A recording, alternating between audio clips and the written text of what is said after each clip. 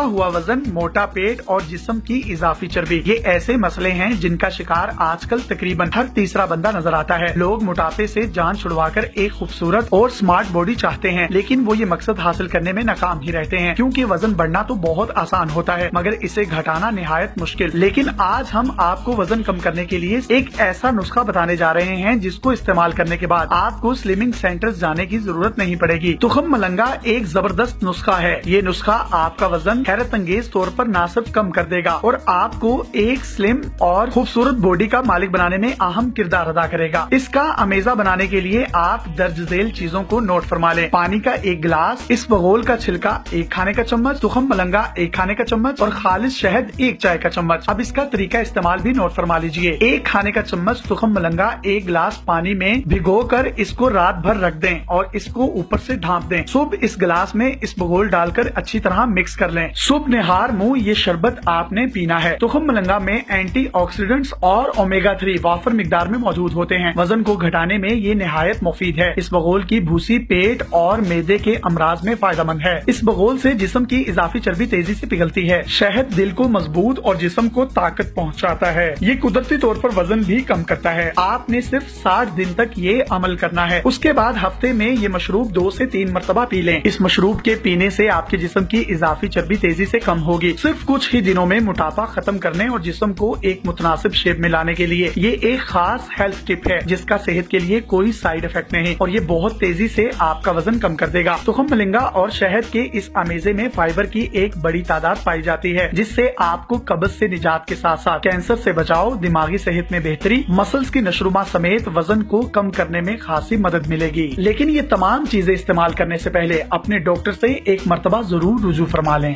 मजीद इस तरह की इन्फॉर्मेटिव वीडियोस हासिल करने के लिए आप हमारा पेज डेली पाकिस्तान भी लाइक कीजिए। अपने मेजबान यासिर शामी को इजाजत दीजिए। अल्लाह हाफिज।